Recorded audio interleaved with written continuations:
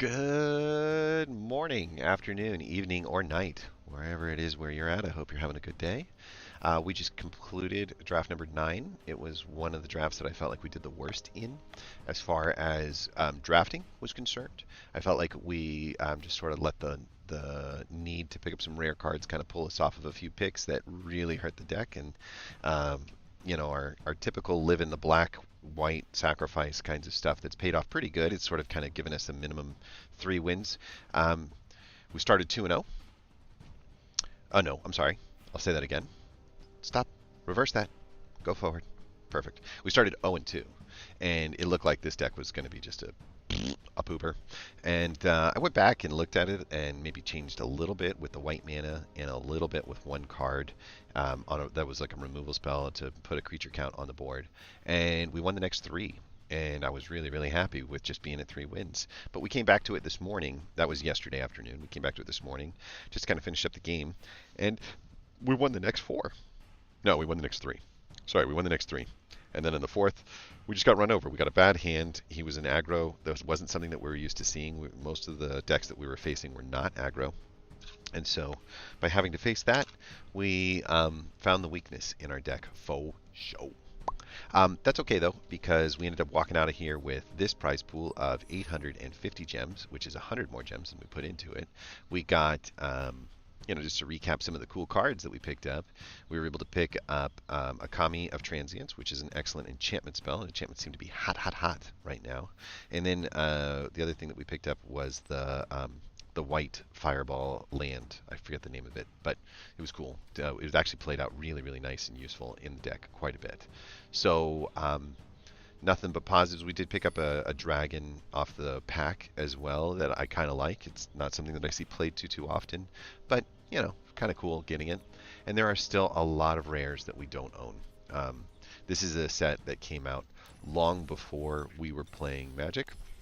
And if you look at the Kamigawa set collection, it does say that we're at 91% of the cards. We've come all the way from, I think we were at like the 30 or 40% going into it. Maybe we were closer to like 60 or 70, but we do have a lot of the cards and almost 4 copies of all the commons, which is great. There are still 4 uncommons that we don't own. There are still 7 rares that we don't own, and almost all the mythics. Like we're not even at the halfway point on the mythic side of things. So if we see those kinds of cards, that's the whole point of doing this draft, is to get those in the most efficient way possible. And now that we know the format really, really well, this is the best way to do it. I mean, you can see we gained gems and was able to get free gems out the door. We started this journey at 5,700 gems. We have done 10. This will be our 10th draft. So we've done 9. And so, 1,400 gems, 9, just a little bit around 150 gem cost per turn or per deal is practically one, it's less than a pack to do a gem or to do a quick draft is what this is running. And so we're not running infinite over here, but we're running pretty good. The other aspect of that too is I think 2 of those drafts have been with some coins, because you earn coins, and you might as well turn them into gems. Right now, black and red spells will get us 750, and if we can grab a win, 850. And we'll be able to do a quick draft tomorrow without having to spend gems. So that's kind of cool. Like I really kind of dig the once you get comfortable in a format, I really dig how good you can start to like drive up. And if we ever got great at a format, that would be awesome. We're currently swimming with the big boys right now. We're about halfway through the season, and yeah, we can tell the opponents have been much better. But last draft we got 6 wins, so they're not super better. Okay, enough updating from the previous stream. Let's get into this. I'm gonna get into this. Yeah. Tameshi Reality Architect. It is a very effective blue, white, gold card, and a powerful one at that. Given enough time, it will bury the opponent in card advantage, as each activation draws you a card, plus brings back an artifact or enchantment. If you open it, slam it, as it sounds like a great plan to me. Okay, that's their words on it. I've never played with this card, so let's take a look at it. It's blue. It's 3 mana, and it says whenever one or more non-creature permanents are returned to hand, you get to draw a card. And this ability only triggers once a turn. But if you've got the white, return a land you control to its owner's hand. Return a target artifact or an enchantment card with mana value X or less from your graveyard to the battlefield. So you lose a land. Well, I mean, you don't lose it. You just cycle it back to you. And then whatever you spent with the leftover mana goes into casting a card from your graveyard. And then whenever a non-creature permanents are returned to hand, you're drawing another card. Oh, we're going to have to test that sucker out, but that is definitely the card we're picking up. I mean, we're here for the value anyway, right? Um, Other cards to note, definitely a decent black card, but not as strong as it looks. Like, I would actually be happier with a Searchlight Companion over a Dukachi Silencer. I just find it very difficult sometimes to time it out, and he's just, with one toughness, he dies to everything. So, kind of scary. I'm not even clicking on things because I'm a little scared. I don't want to accidentally miss out. Voltage Surge is a good removal spell if we did find ourselves in like a artifact deck, but we need white and we need blue. So this is kind of a gold card, right? Like this is a commitment to blue-white. And if we're going to get into white, what we're going to want to do is avoid the Samurai and lean heavily into the more defensive posturing. This is definitely a defensive kind of card that just lets you grow your board twice as fast, maybe even 3 times as fast as what they can do. So, this is an excellent defender, and it is colorless, but if we wheel it, I'm going to be pretty happy. And then I'm not looking at either of these 2 cards as very good, but the Wanderer's Intervention deals 4 damage to a target that's attacking or blocking. It's essentially that mana card, but it's 1 mana cheaper. So this would be our most ideal removal spell that we pull out of this pack. I could take a Mirror Shell Crab. I would never touch that. Oh, he loves it, but I don't. I've tried it and I can't seem to make it work. I can't seem to make it good. So wheel, wheel, wheel, wheel, and I think order-wise it would go 1, 2, 3, 4. Anyway, we take Temeshai. Yeah, we take the rare. Let's just leave it at that. And we are rewarded with one of the best cards in the game. It does require us to consider enchantments and artifacts as kind of the lean in. And I do think this is a threat. Don't get me wrong. It's not a bad card. I also think that this is a card that's not a bad card, but it kind of sits in your hand for a long time waiting for a creature with 4 power or toughness. But I don't understand the downside to Michigo's. You don't lead off with it, okay? But you play it when you've got a flyer that has an unabated attack, or you've got a menacing creature that has an unabated attack. Other cards that are good in our colors that we would look at wheeling are, 1, 2, for sure. I love this card. I don't know why. It doesn't seem like it should be good, and just plays really, really well. It's kind of like nobody wants to use a removal spell on it, and it's constantly making them guess what's going to be the next major attacker. You tap these 2 things together. She's an artifact. He's an enchantment. That's 2 right off the bat. You got another one sitting there. So I think it goes 1, 2 very close, and then 3, 4 very close. So still some good ones, but Michigo is the bomb. And we've got another nice card in this deck. If you really were leaning into the red, this is just the only way that you can make this work, right? The only way you can make Samurais work is this crazy thing where you have like 6 or 7 of them, and then you're turning him into a bomb, and he's just attacking straight forward. There is the March of Burgeoning Life here. So we are rare drafting, okay? Let's just be honest. This is not a rare that like I'm thinking I'm ever going to end up owning or wanting. It works to help you find your Rot Priests if you're trying to do that Rot Priest kind of thing, and I am so over that I'm not touching it, and there's no chance that we would use it in here. So the Circuit Mender, on the other hand, is so good. It's colorless, So it's castable a lot more. And when it leaves the battlefield, you get to draw a card.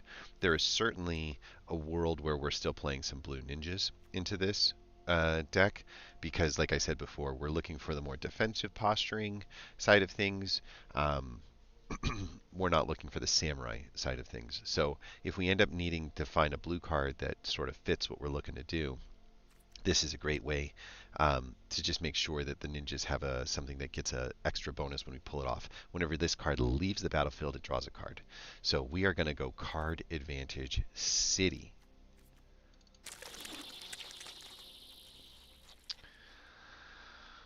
And I think our good targets dried up just like that.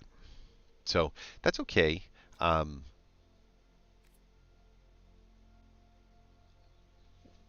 we're not committed to anything just yet. Clawing Torment is a fun trick, but if it's in the off color, splashing it down there is just dang near impossible. Mukutai Ambusher is a 2 mana ninjatsu, but you're going to need to ninjatsu something.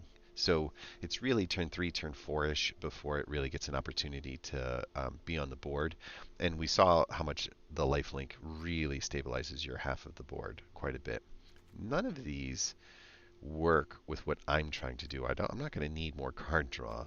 And so if I'm spending 2 or 3 mana, I'd rather splash a black or at least keep open with the black. Maybe splash a white because, like I said, I'd use Michigo later. He is an artifact. He does kind of move that needle over. And other good cards are the Anvil if you're into sack stuff. Nothing says that we're into sack stuff. Reinforced Ronin if you're into the artifacts. Synergy, it's really good in the artifact synergy. But I'm going to take the card that we know in the thought that there's maybe a splash white blue, blue black ninja sort of synergy that's happening here that we're just not aware of just yet. Another Reinforced Ronin, Fang of Shigeki are both excellent cards, not in our colors. Spinning Wheel Kick is just devastating when it gets pulled off. It doesn't always get pulled off. It's just a late game only, and if you pull it early in your hand, you're staring at it for a very long time, but it's still pretty good. Repel the Vile is a good removal spell, and if we are going to be in white anyway, I think I'm doing this to control their enchantments along the way. The Sunblade Samurai is also a really nice card because of the channel ability. You can kind of use it to splash your white in, and if you do already have your white, you've got this 4/4 Vig like dude that's just kind of sitting there. He doesn't have a lot of synergy. She doesn't have a lot of synergy. So I'm going to take the Repel the Vile here, cautiously wishing that, this was more of like a 5-bomb in blue than where it's at. But we'll take this and kind of stay a little bit open. This helps us splash quite a bit. This doesn't. I'm not as impressed as he is on it.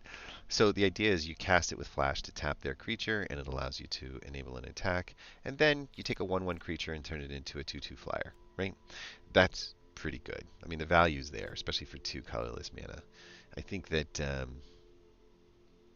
yeah, I mean, we're not committed to anything as far as colors are concerned. Let's take it again. I don't like this when we've already got card advantage, and I don't see myself playing the artifact vehicle game too much, but it is an extra Michigo pump for it, so it's like an extra +1/+1 when the Michigo hits the deck, and it does come out pretty much on time if we are going to do something like a 2 or 3 color kind of game anyway. So because of our color shenanigans, I'm taking it. We've got an excellent card right here. We've got a good card that enables splashing. We've got a removal spell. We're not going to lean too heavy on the ninja stuff. So when we already have something that taps things anyway, and you can't cast a creature at the time to tap something the way you'd want to as it is. So you'd cast this in the beginning of your turn to tap their creature to enable an attack, but then it's sitting there and it's eventually going to become a ninjatsu target for like your ambusher. Just a lot of dirtily work. This, on the other hand, just comes out, kills something. And it doesn't matter what mana you've got, and so it allows you to stay very open on the mana side of things. And it's a fireball. It's a 3/3 Like it does 3 damage fireball, kind of cool. Dragon Suit's not really what I want. Um, spend this mana only to cast a pilot or vehicle spell is not really going to help out. Planar Incision can be interesting in, for instance, this, right? You could cast your Circuit Mender, get your 2 life, cast your Planar Incision on it, pull it back, draw a card, bring it back out, get you 2 more life, and now it's a 3/4. So I think I'm gonna try that. I'm not looking to splash red for any reason, and this thing just doesn't do anything for me. We're certainly not in the green enchantment style, so it's kind of like a Ninjatsu ETB duplicator, um, just waiting for you. I think this was one of the defenders that we talked about, saying that we wanted to have as a defense strategy, but we did get the voltage surge come all the way around. Oh. So when it enters the battlefield, you can choose to mill somebody, and then you can take a target card from your graveyard and move it to the bottom of your owner's library. Here's why this is a good card for us. She is going to fly through our deck, right? And if we end up in the situation where we are getting milled all the way to the bottom, right? Let's just say that we end up in a defensive go wide. We're just healing. We don't have anything yet to deliver a lot of attack. This guy literally lets us pick the next card out of our graveyard and move it as the guaranteed next draw. And so suddenly your deck opens up like a ton, and you're able to like bring back everything from your graveyard. So I'm going to take it on spec. I feel like the negative side of this is that you just don't have the capability of, like you're going to mill yourself essentially, right? And that's okay, because I think the faster that we mill ourselves, the better that we get on there. Good green card, good green card. Green did seem to be like the more open color. We stopped seeing black, we stopped seeing blue. So maybe on the next pack we pick up a little bit more in the colors that we were leaning towards, which was like white, black, and blue, and a little bit less red and green. So we're taking this just because there's a world where I can see us doing a self-mill shenanigan-y kind of thing. This is the best card I can see here that's in the color that we're touching. Network Terminal does tap to add 1 mana, and tap another creature to draw a card, then discard a card. Yeah, no, we need a threat. Well, looks like we're going to end up with a Network Terminal anyway, right? Very good defensive 2/4. When it enters the battlefield, for each kind of counter on a target permanent, put another counter on that. Well, we don't got counters on hardly anything. This is the only thing that we've got that's adding counters to anything so far. So that's not really in the works for what we're doing. I guess we'll take the Network Terminal. We're not happy about it though. I'm going to put it in the sideboard right now, just to break glass in case of an emergency. Kind of like this too, although, there we go. Return a target permanent you control back to its owner's hand, so it can be kind of good. Put a +1 counter on a target creature or vehicle and untap it. It's kind of the untap spell. Lucky Offering, destroy a target artifact with mana value 3 or less. It's real tiny as far as like the target creatures that are there. And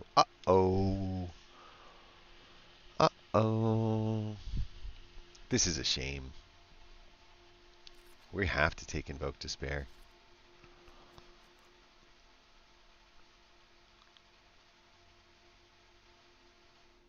We don't have to take Invoke Despair. I hate this card. I love it and I hate it. I can't really play it, but it is the 4th copy of it for us. But there's a MTGA Reign of Truth.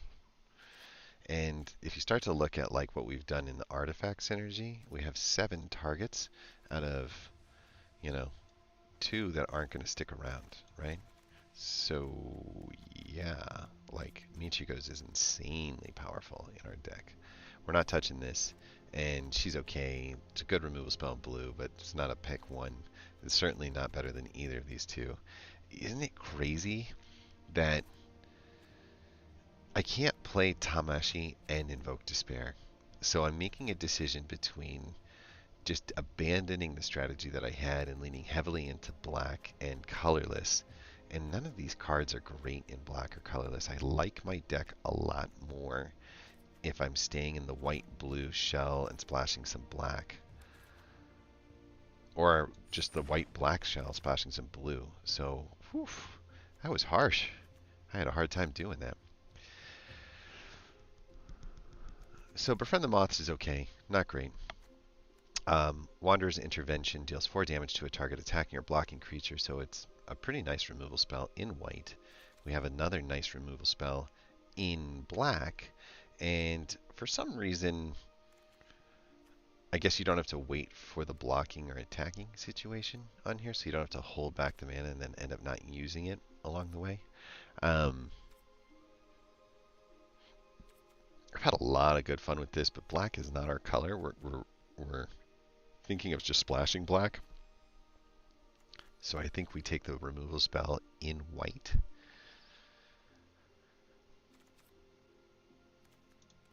Creature count is only at 6. This is a nice defensive character, but I think we can wheel him in white. So we're going to do the Wanderer's Intervention, huh? It's good at sniping ninjas if they go for it. Wow, though watch out, trying to kill creatures after blocks opens you up for a blowout if they return it with a ninja. That's true, huh? Huh. That might be reason enough to just say we stay white, black, and splash blue, right? Yeah, I think that's the answer. If we see some fixins for blue, there was a black-blue land that now I'm regretting not picking up, but I think we take that card. I can see that thing being bad. The white one.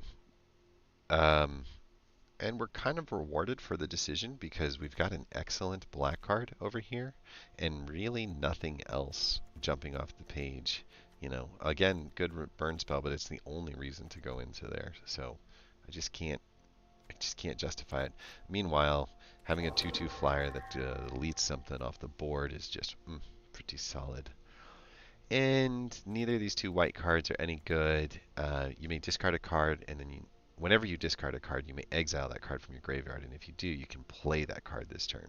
So I do like this. It's a cheap card. It doesn't, you know, if you're splashing colors, it lets you cast without concern. And if you can, we are in blue. If we can get something like what's the one, the Modern Age, right? Or even the Swimmer, you're going to end up getting a lot of card discards along the way. There's also this discard thing happening over here, which would let us use it again. So it just fits our deck off the charts. I think there's a really nice synergy that I didn't notice right off the bat. Okay, good defensive card. Helps you create a bunch of blockers endlessly. You just need one to create a 1/1, and then if you've got an endless supply of 1/1s while you're over here doing shenanigans, you're just kind of holding down your board. Nothing here in black, nothing here in blue that I'm thinking is good. This is the best card in the pack. The Tales of Master Shishiro or the Tamiyo Safekeeping are both really, really solid, but we're just not in that color. So we take the Shrine, and we don't whine. Okay. Unfortunately, the fixing's in the wrong direction. We're not splashing green, and I'm not adding a 4th color to this deck at all. So that's done. We already have a Repel the Vile, and I found that I do not like having 2 Repel the Viles. We are lacking creatures that affect the board in the way that we want down here, right? 1 creature. So we are in desperate need of some 2-drops and some 1-drops. So this just fits the bill perfectly. I do like this in our deck as a good blocker and a good stabilizer. This is good if you have a ton of enchantments and you're in a samurai deck, and we don't and we're not. So I think the answer is right there. Mirror Shell Crab is a nice top end in blue, but we really are leaning black-white. Like, we're really trying to avoid going too heavy in blue. So I think we're just taking this as a body, defender, lifelinker, and moving on. Another really solid lifelinker. A 1-drop over here, but this is a 2-drop lifelinker that can give lifelink to something else. It's expensive to give lifelink to something else, but usually by the time you're there, you don't care. And it can help you win a race real quick, real fast. So that is a definite nice pickup. Ouch. Kabibbles.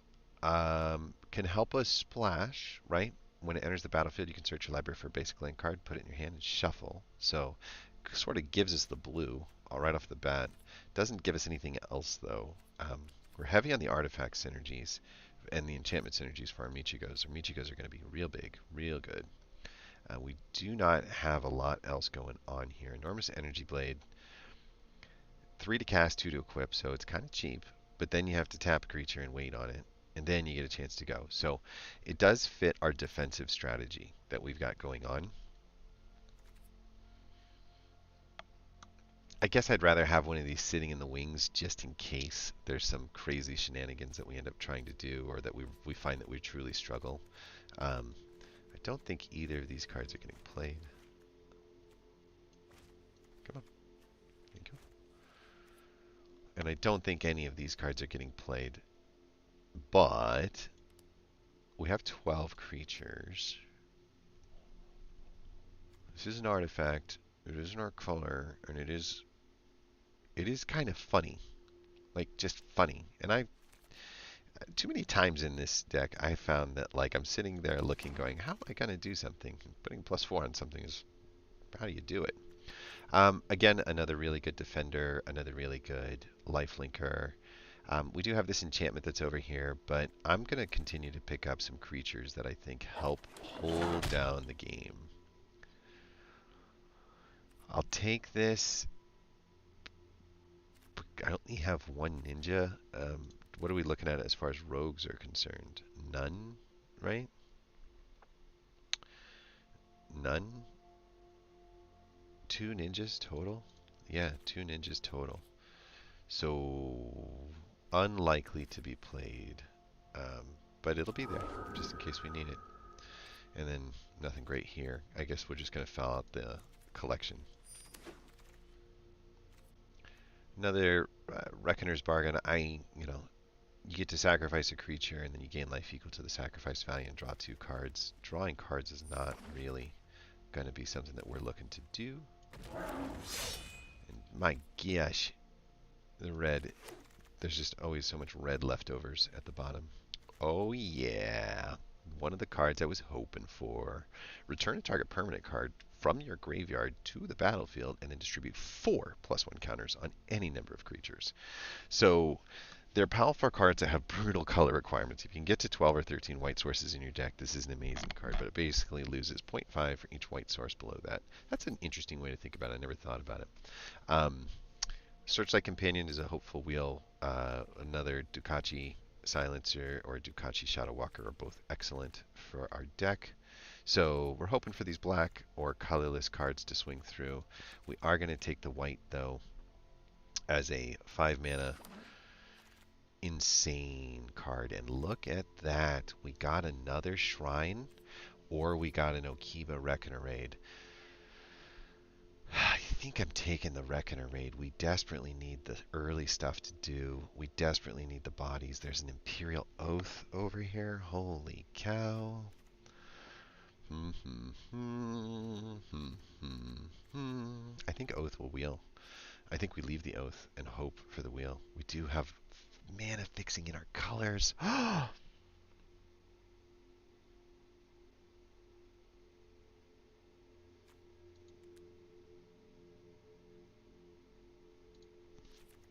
Why does this deck feel so small?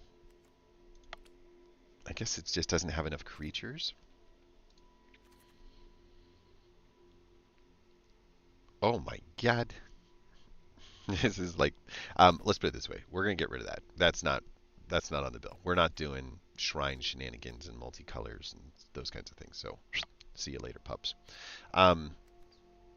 We probably could get rid of one of these defenders as well in this deck, but I don't like to go down on bodies. This is another experiment that we could probably be getting rid of. So, I do think that it's worth kind of looking at our deck and seeing, who are the keeps and who are the goes. And we've got maybe one body too many over here. the format's slower, but we don't want it to be so slow. I do think that we end up taking this thing. Gosh, this is tough. I've been doing Reckoner raids in and out. Let's do the fixing, especially with the Invoke Justice. Oh my goodness, we got another Reckoner raid and a Naomi, huh?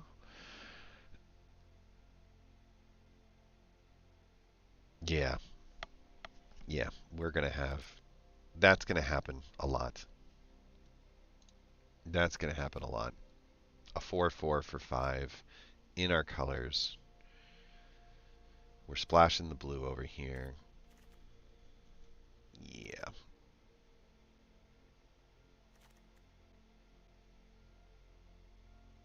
It's not the greatest card as far as value is concerned, but whenever you attack, you create another 2/2 body is such a defender. Like, it's like, I can see a world where we're just constantly churning out the blockers and bodies and just kind of playing this defense that in the mid game just kills them. Just gives them no chance to go. And that's usually, we grinded out most of our games as far as wins were concerned. Okiba Reckoner Rate is really good at making sure you hit the ground running, but I'm going to take this. I haven't played with it, and we're in the right colors to do it. Burn and Slash. Destroy up to one target artifact, enchantment, or tapped creature. Then if you control an artifact and an enchantment, make some more. Yeah. Oh. Much easier to cast over here. Ooh, this is tricky. I guess we would take the double white.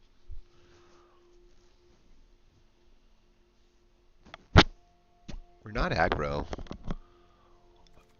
Getting the body back and doing this later, it'll be a lot easier because we're gonna be in white, right? Like, we've decided white's our guy, and we're kind of, we might take out some of the cards that are down here in black. So, okay, all right, Burning Slash, you're coming our way. Man, they always make it tough, dude. They always put the two good cards right next to each other. An enchantment, a creature, a 2-drop, kind of fits the whole bill. An enchantment, a 2/2 striker, and you gain 2 life. I've actually struggled with this card.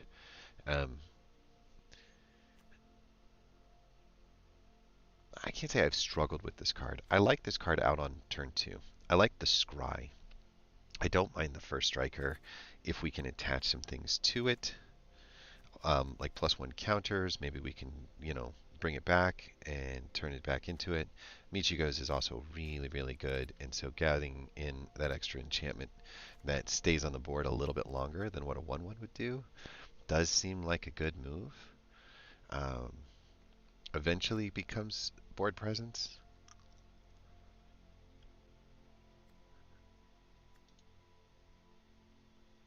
It's tough.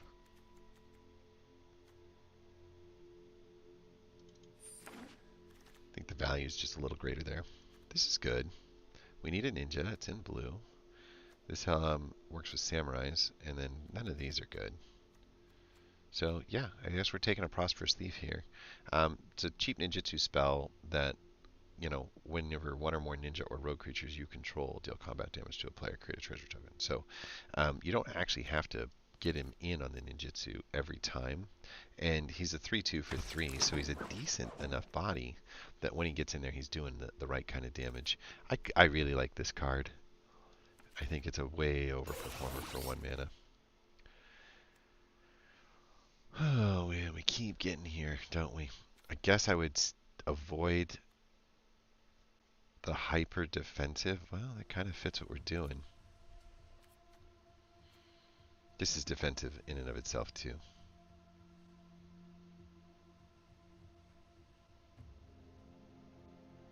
I don't think I'm playing the planar incision. Like, there's just no world where that makes a lot of sense. We got way too many creatures here in the 3-drop spots. 1, 2, 3, 4, 5, 6, 7, 8. 8 of our creatures are right here in the 3-drop slot. We have some really good power coming out at the top.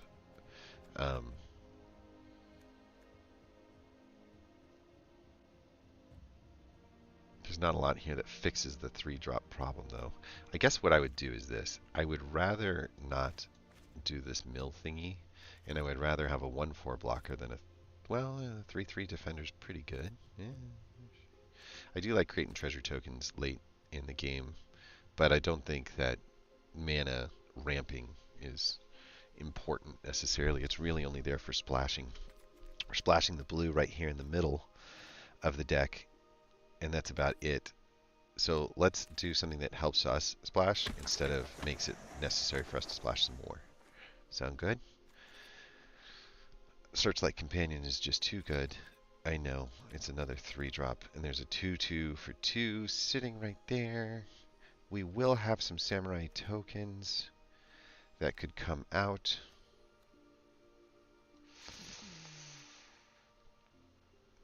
Okay. We need the 2-drops. If we don't ever take them, we're in trouble. Tricky, tricky, tricky, tricky.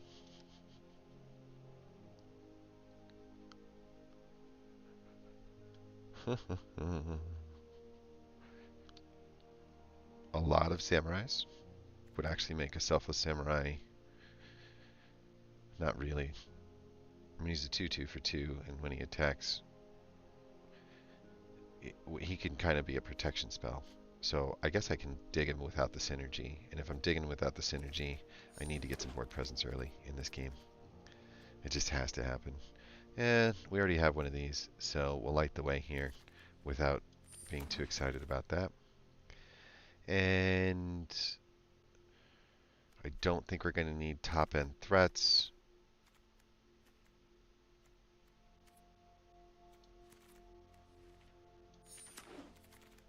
We're winding down here. You can kind of hear it.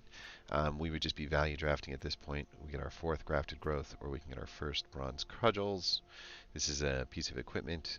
It gets XX, where X is the number of times this ability has resolved. So you can kind of pump mana into it to pump something up, but you're not getting a lot in return.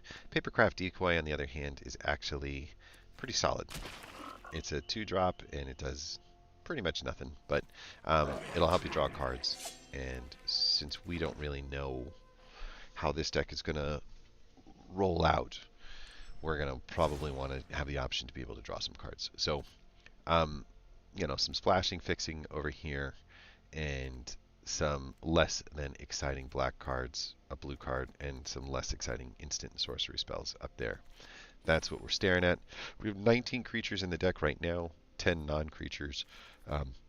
We'd like to keep the creature count high. I've found that when I'm making these draws and I'm getting a lot more creatures than anything else, I'm much, much happier.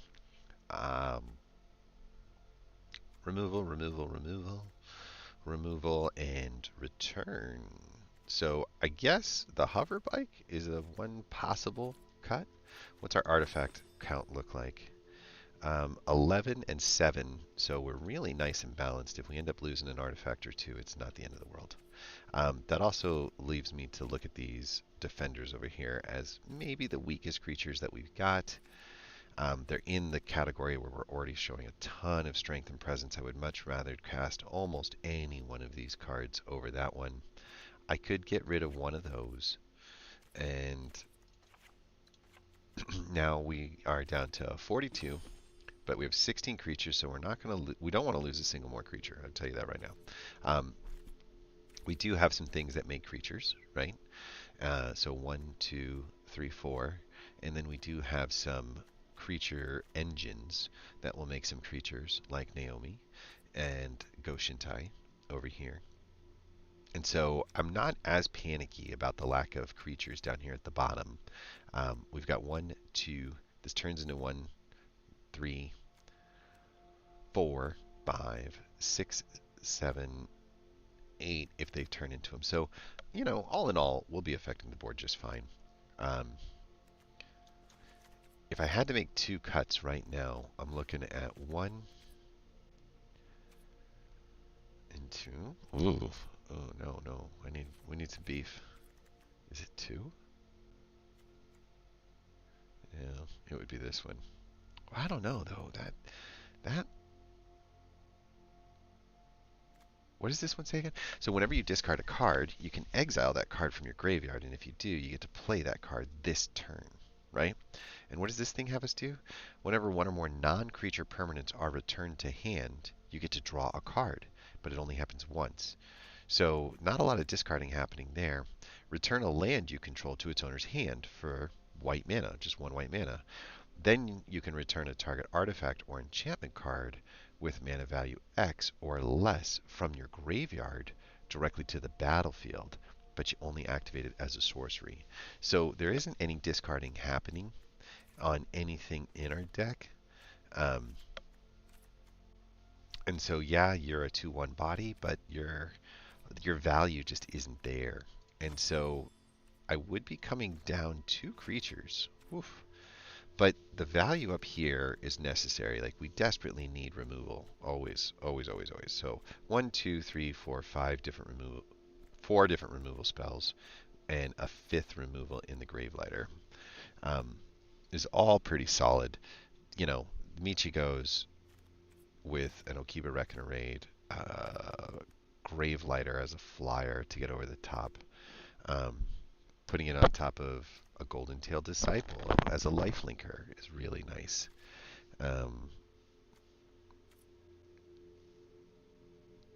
Yeah. I like the Circuit Mender to go along with Prosperous Thief, Mukotai Ambusher as like the best target to bring in and bring out. I don't mind bringing in and bringing out like the Michigo if we have to in order, but this is like high-end threat in this format. So this is a pretty good deck. The question comes down to this. We've got 1 assist for splashing, and then we're like 1 in 1, and then a lot of white and a little bit of black. So I guess I would want quite a bit more white, right?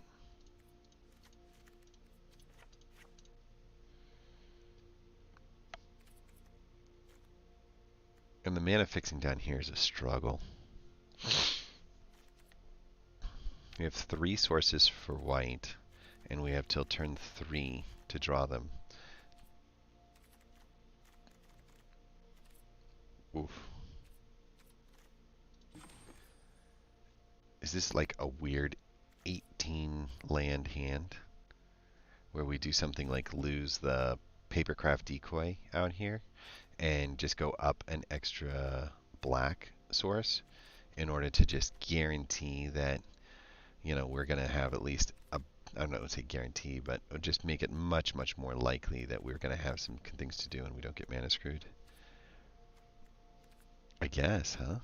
Invoke Justice, Tameshi.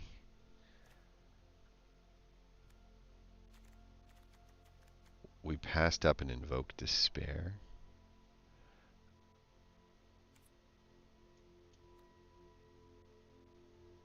I don't know. I don't know. I don't know. I don't know. Prosperous Thief could go.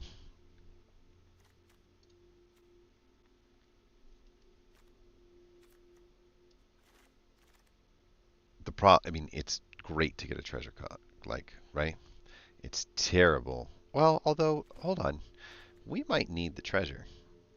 We might need the treasure because the 1, 2, 3, 4. No, Prosperous Thief is staying. Prosperous Thief stays. Era of Enlightenment goes, and we bring in the Golden Tail Disciple. I don't hate that.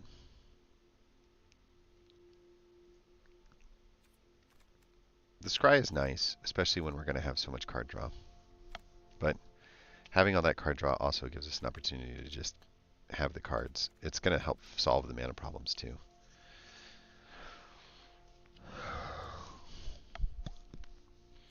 Card draw, card draw, card draw. Scry.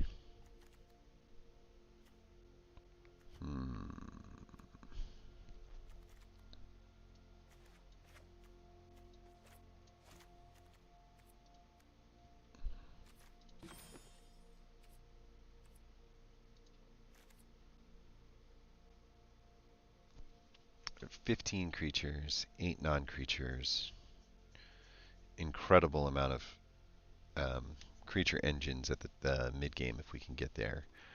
We just got to survive in a decent spot. Once we get to here, we've got some things that we can do shenanigan-wise to heal ourselves back up, heal ourselves back up. We've got our chance to do some removals along the way and just enable the kind of attacks that we're hoping to get. We're not as flying as I'd like to be, but we do have a Moth Rider, and that can be really nice. Like, you know, as an enabler, it can also be a nice way to sink some mana into it. So I'm not hurting on the Moth Rider. I actually like that one a lot. Yeah, I think the defensive strategy here looks pretty good.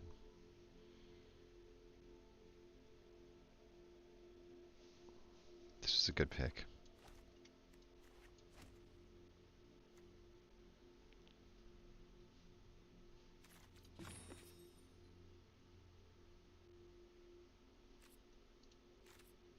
I didn't think about it, but we're at 6 and 6. We should be fine. There's got a lot of things that we can just throw on the board and leave on the board for that like artifact kinds of stuff to happen.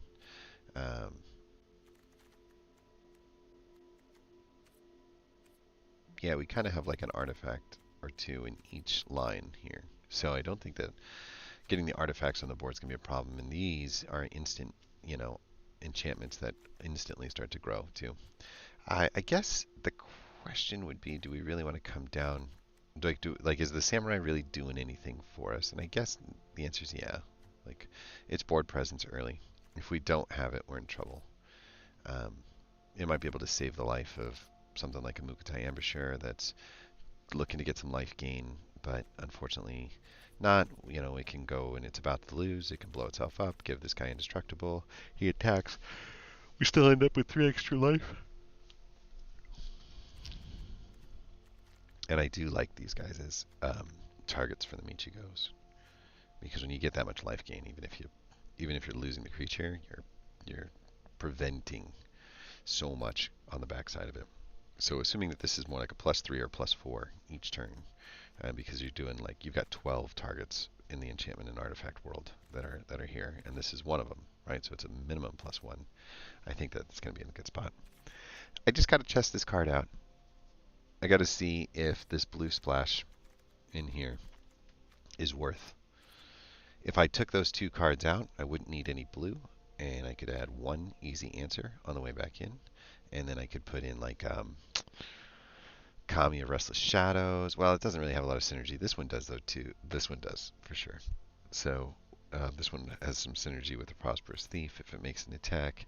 It has the synergy with the Invoke Justice to create the treasures.